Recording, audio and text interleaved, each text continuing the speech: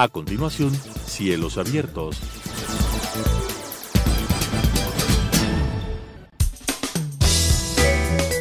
Clasificación B, bajo supervisión de un adulto.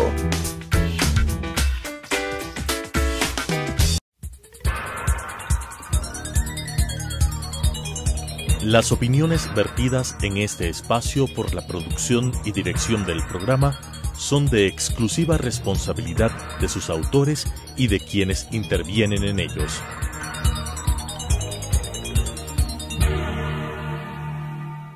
Telesucesos Canal 29 UHF presenta Cielos Abiertos, un programa relacionado con la conectividad aérea, la situación de la aviación en el Ecuador, los problemas y soluciones que se presentan en la industria, la historia y el futuro de la aviación, con la conducción del doctor Marco Subía.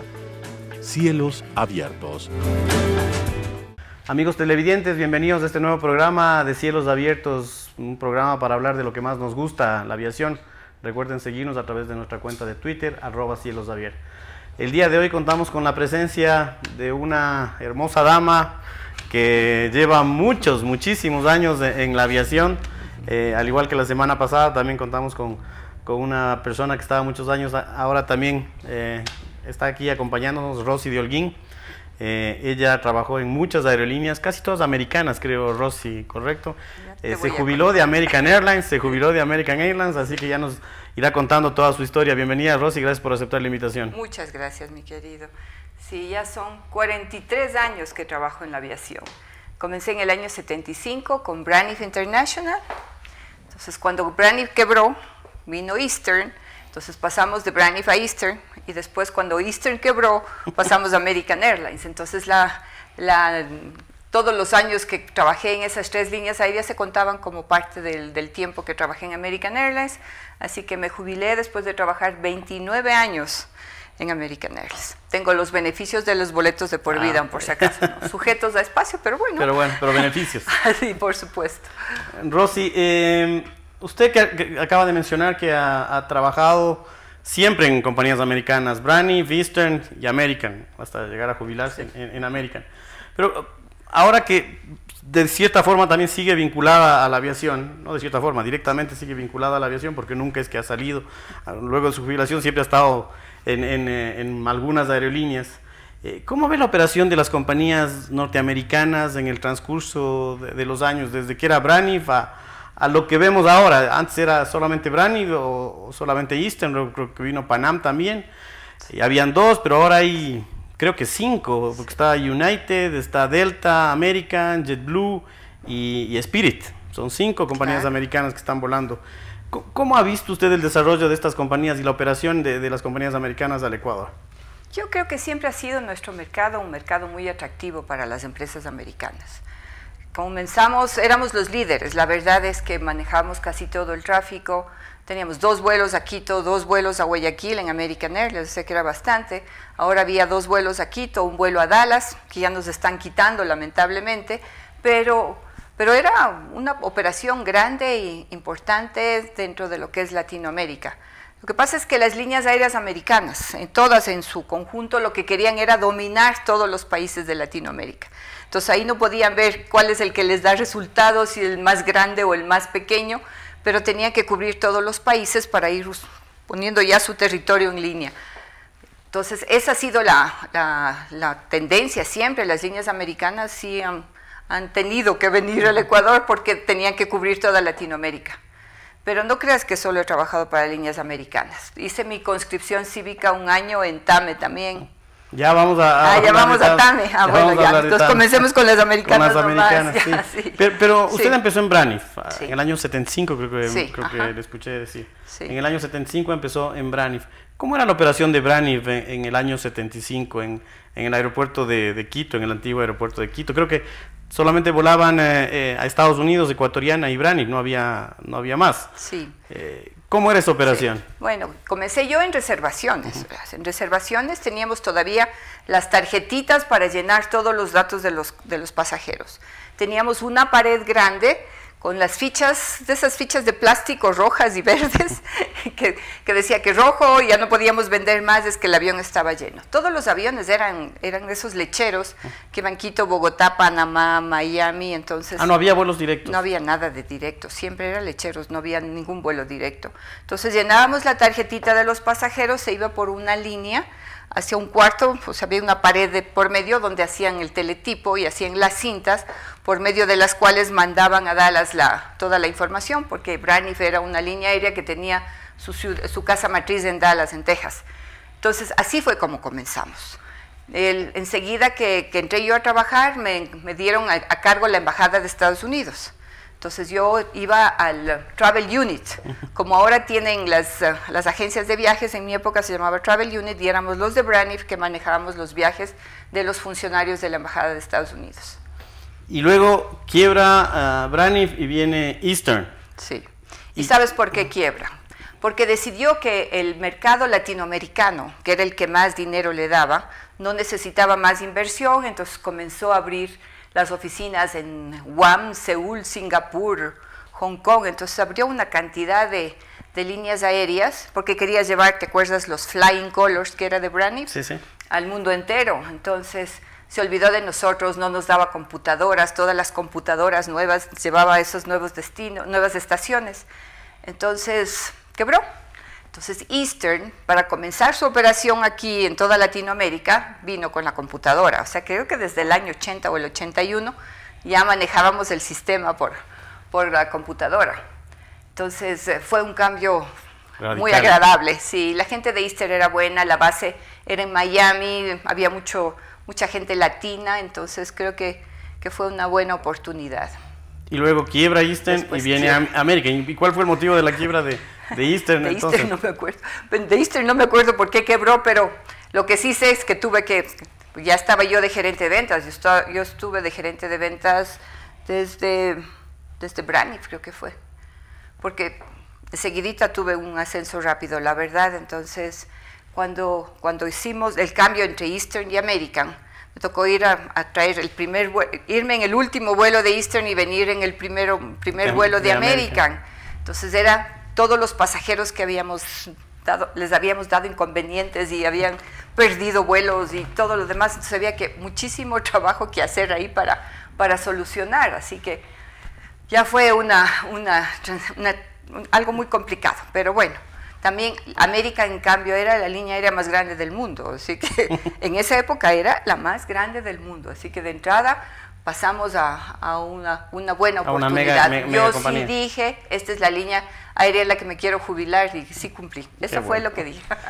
Rosy, como usted sabe, porque ahora está también en la Cámara Ecuatoriana Americana, como usted sabe, en estos momentos se está negociando, desde hace tiempo atrás, hace un par de años, ya se viene negociando un convenio de cielos abiertos entre Ecuador y Estados Unidos, que está paralizado por un tema de impuestos nada más, pero ojalá se resuelva en el corto plazo.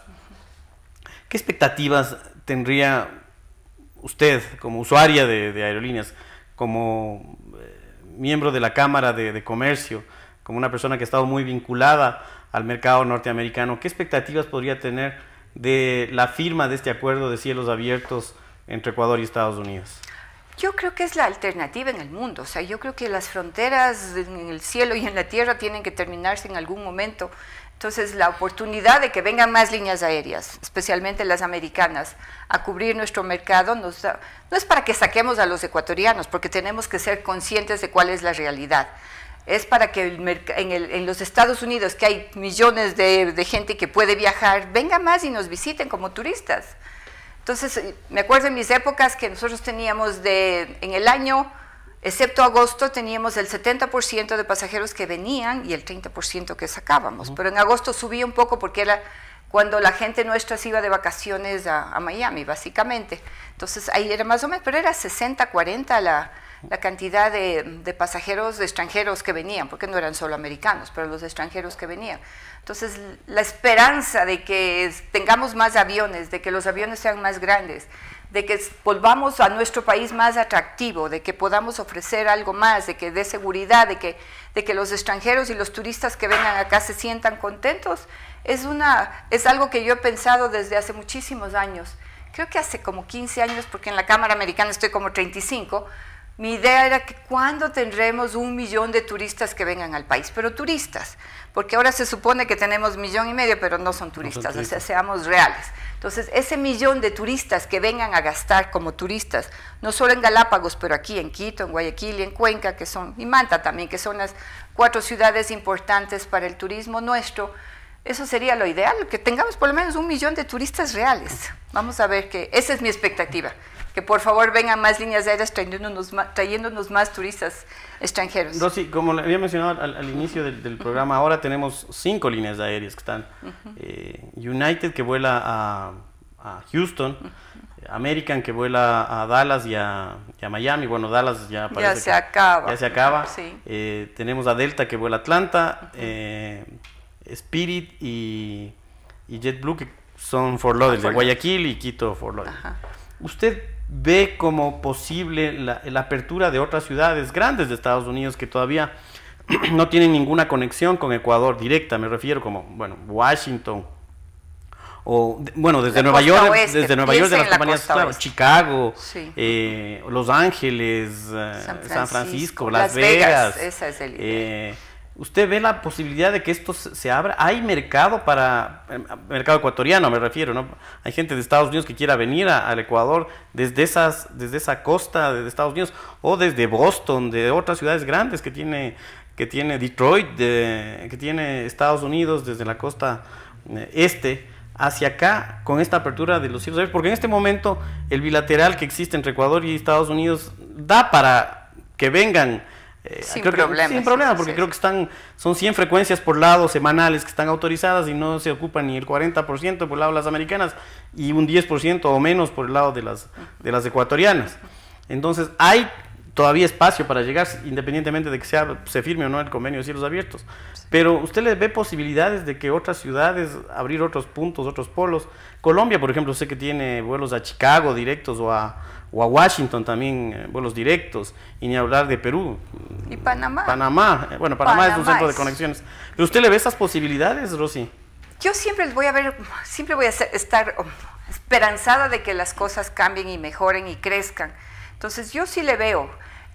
Tuvimos unas reuniones hace no mucho tiempo por la Cámara mismo con gente que manejaba los CBBs, has oído, los Conventions and Visitors Bureau, que es lo que se maneja en Estados Unidos para promocionar las ciudades.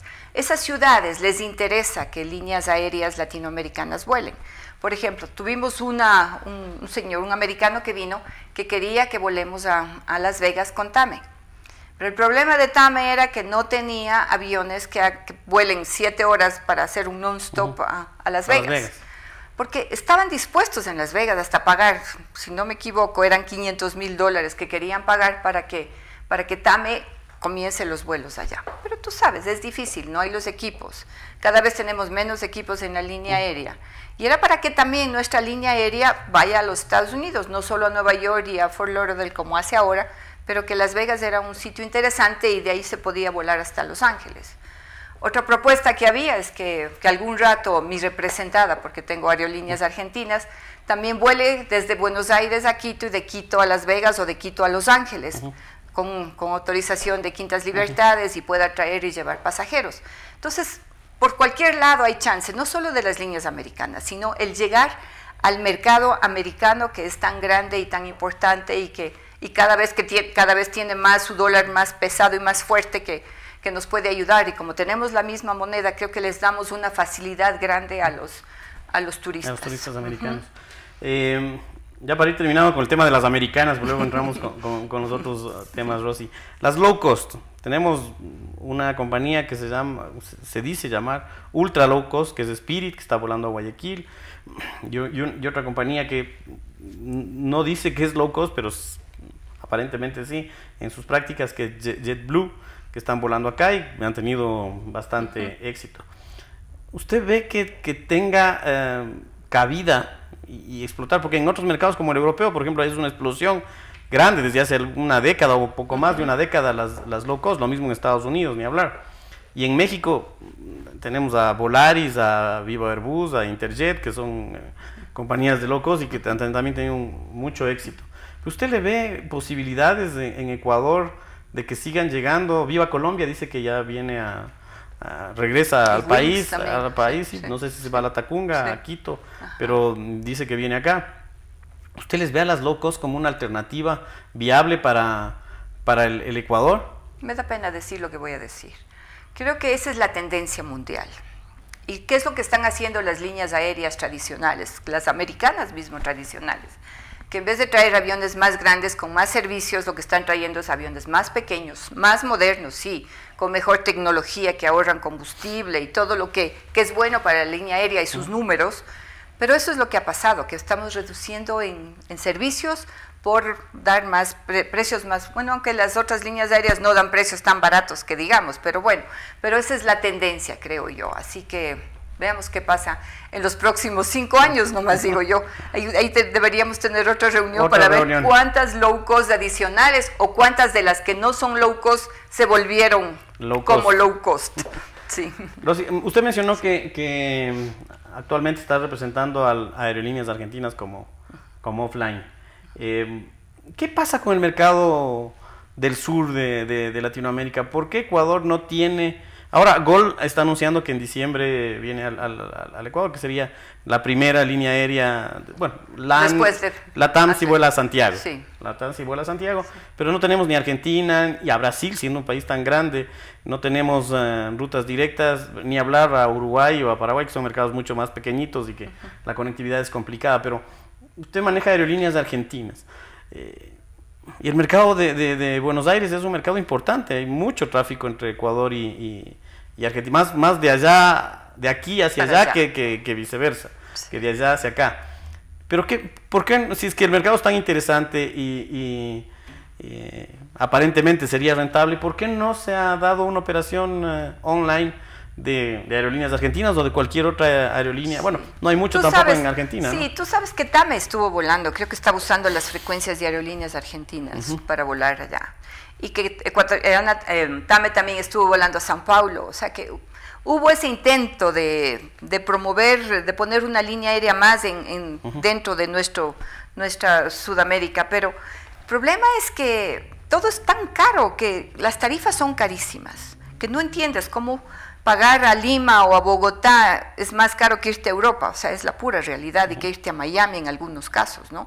Entonces, sí creo que necesitamos más líneas aéreas en nuestra región, no podemos seguir con, o sea, es Avianca y LATAM, Copa, pero Copa tenemos que mandar a los pasajeros a Panamá para que vayan hacia el sur. A algunos no les gusta mucho porque el mercado más directo como que tiene mayor preferencia, y si en un momento dado están más o menos al mismo nivel las tarifas, entonces deciden irse directamente o parar en Lima o parar en Santiago para ir a Buenos Aires o a São Paulo. Pero necesitamos más líneas aéreas. Pero una de esas líneas aéreas es Aerolíneas Argentinas. Bueno, Aerolíneas Argentinas también es un poco complicado, una empresa estatal, etcétera. Son problemas económicos, ¿te das cuenta? A mí me vienen engañando desde hace algunos años. En diciembre ya comenzamos, pero se olvidan de decirme en qué año. Así que el Ecuador, Quito, la ciudad de Quito, están listos para ver si Aerolíneas Argentinas se anima.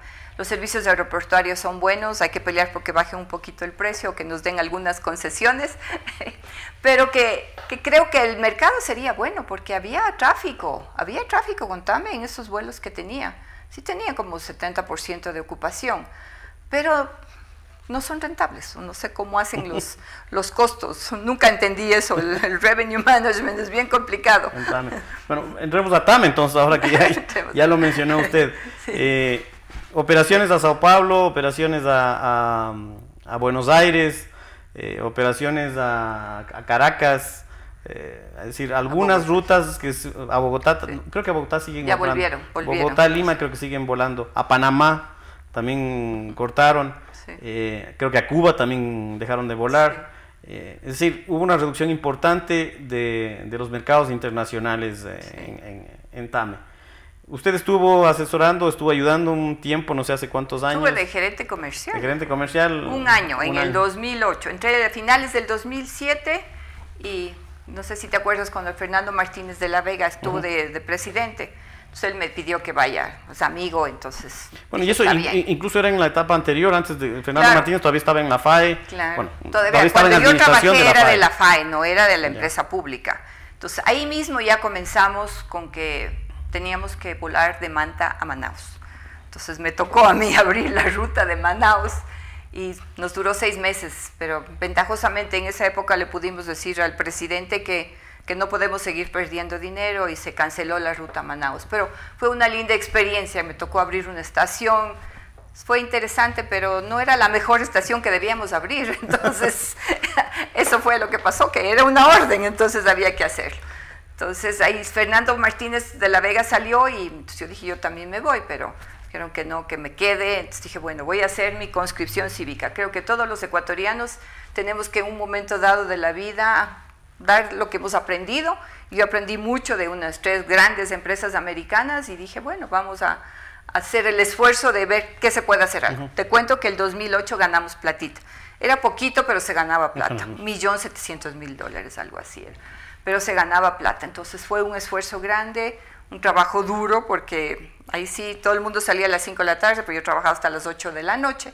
Pero fue interesante, trajimos un programa de millaje, de viajero frecuente que no había. Entonces y se hizo la licitación para cambiar de sistema también, porque tenían el sistema de TAME propio, que según ellos era lo mejor del mundo. Yo decía, sí, es el mejor del mundo, pero para vivir encerrado en este país. Pero si quieres que alguien te venda una línea aérea, una agencia de viajes en el mundo, no nos pueden vender un solo espacio en ninguno de los vuelos de TAME. Entonces se hizo una licitación, ya yo no participé en lo que se consiguió, pero ya, por lo menos de eso hubo un cambio, así que eso puedo decir que se pudo hacer con TAME. Y fue una buena experiencia, pero para un año nomás. Pero bueno, usted conoció TAME de cerca, ¿no? Sí, con las posteriores administraciones, ya cuando pasó a manos civiles. Pero sí conoció el funcionamiento y cómo estaba TAME. Incluso me dice que ese año se ganó plata. Sí. Y usted es una mujer una persona que ha estado vinculada a la aviación y tenemos amigos, tenemos conocidos, sabemos lo que pasa en la industria. ¿Qué pasó con TAME según su criterio? O sea, porque de haber ganado plata en el 2008, ¿no? Sí, 2008, ajá. De haber ganado plata en el 2011 a estar prácticamente quebrada en el 2016, ¿sí? 2016, prácticamente quebrada con unas deudas de cientos de millones de dólares, porque creo que de lo que pude leer en algún momento es casi 400 y pico de millones lo que necesitaba TAME para quedar saneada. Claro, una deuda muy grande es con Petrocomercial, del combustible, claro que es entre el Estado mismo. Sí, sí. Pero ¿qué pasó en esos 7, 8 años para de ganar 1.800.000 a casi prácticamente estar quebrada? Si no le inyectan dinero, la empresa tendría que cerrar. Ignacio Vallejo, la nueva administración, ha venido a tomar medidas, sí, a recortar, a poner un poco de orden, etcétera, y se ve que está caminando, pero necesita un ajuste, creo yo, más a fondo, una cirugía mayor. Necesita TAME. Ahorita lo que están haciendo es tratando de manejar la cosa para que no siga la pérdida brutal. Pero, el gasto corriente, mi querido. Pero entonces, la apertura de esas rutas, las que he mencionado, Sao Paulo, Buenos Aires, Panamá, Caracas, ¿fue un error? ¿Fue un error craso o estuvo mal manejado? Yo no creo que fue un error, porque una línea aérea igual no se puede quedar así nomás. Peor todavía si es estatal, si tiene ese apoyo, porque tú sabes, hay alguien que te ayude. Porque una empresa privada, si en TAME hicimos en 3 meses o 6 meses que no funciona, que no hay ingresos, que no se gana dinero, se cierra, pues, o sea, no hay otra alternativa, porque no puedes estar inyectando dinero todo el tiempo. Pero las rutas había que abrirlas. No sé qué es lo que pasó, por qué, no sé si los aviones que hicieron los leases fueron muy caros, no sé qué sucedió, pero el problema también es que cuando se convierte en un botín político, y en mi época que éramos creo que 800 o 900 empleados, creo que ahora son 1.600. Entonces, si tú te das cuenta, cuando la prioridad es pagar el sueldo a los empleados, porque tú no puedes dejar de pagar el sueldo a los empleados. Entonces, si tienes que pagar 1.500 o 1.600 empleados su sueldo, ya no te queda plata para traer más aviones o para traer motores que se dañan, sino ¿qué se hace? No hay un motor, tienes que poner el avión ahí a descansar porque no hay forma de arreglarle, porque no hay los recursos. Entonces, eso es lo que pasa. Si no podemos controlar los gastos y controlar los gastos básicos, no se puede salir adelante, la verdad. La última pregunta, Rosy, porque ya me están haciendo señas de que tenemos que terminar. ¿Algún momento también estuvo colaborando, si mal no recuerdo, con Conviasa? Sí. Incluso creo que intentaron sacar con permiso, vinieron un tiempo. ¿Qué pasó con Conviasa? Cuéntanos, porque también con los venezolanos también es bueno, con el gobierno venezolano actual es un drama el tema, pero ¿qué pasó con Conviasa? Está bueno de beber, sí, así no que hay que decir, sí, hay que... El rato menos pensado, pronto puede pasar algo otra vez, pero sí, se hizo todo lo que había que hacer, pero faltaban cosas tan sencillas como tú sabes. Había que apostillar en la Embajada de Venezuela el acta de la sesión de directorio donde se autorizó para que vuelen al Ecuador. Nunca hicieron eso. Y como eran amigos los gobiernos en esa época, entonces yo dije, no ha de haber problema, pues dejarán pasar las cosas, ¿no? Un mes se voló cuando eran los vuelos charters. Entonces se hizo los vuelos charters y después ya no vinieron más, así que... Nunca se supo por qué, ni cómo, ni cuándo. No, ya te digo, no se pudo completar todos los requisitos que había para tener un permiso definitivo. Entonces estuvimos con el permiso provisional y nunca pasamos del permiso provisional, así que... ¿Y nunca se supo por qué? No, porque ahí no cambiaban también. El problema es que también se cambiaba mucho. Pero comenzamos con un vicepresidente, después vino un presidente, después otro vicepresidente, entonces hubo muchos cambios, como pasa en todas las empresas públicas. Entonces... he tenido que aprender a la brava, así que estoy lista para cualquier cosa, así que seguimos. ¿Y el mercado venezolano es interesante? ¿O era interesante ya no? Yo creo que cuando estábamos sí era interesante. Eso fue en el año 2012, creo que fue, 2011, 12 debe ser. 11, 12, sí. Entonces ahí era interesante todavía, o sea, todavía estaba el Chávez, me imagino que estaba ahí. Sí. No me acuerdo bien, no le he llevado mucho las cuentas y las situaciones de Venezuela, pero era un mercado interesante y la relación que había entre Ecuador y Venezuela, los proyectos en conjunto que tenían los dos gobiernos, daba para que haya también el turismo, porque era para traer turistas acá y para llevar a Isla Margarita también. Claro. Que está funcionando bien. Sí. Rosy, se nos acabó el tiempo. Muchísimas gracias por haber aceptado la invitación. No, encantada. Creo que te he entretenido un poco. Un poquito, bastante. Amigos televidentes, muchas gracias por acompañarnos. Recuerden seguirnos a través de nuestra cuenta de Twitter, @cielosabiertos.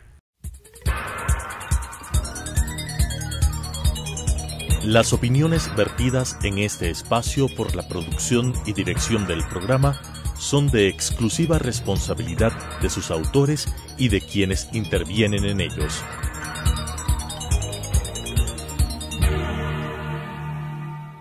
Telesucesos Canal 29 UHF presentó Cielos Abiertos, un programa relacionado con la conectividad aérea, la situación de la aviación en el Ecuador, los problemas y soluciones que se presentan en la industria, la historia y el futuro de la aviación, con la conducción del Dr. Marco Subía. Cielos Abiertos.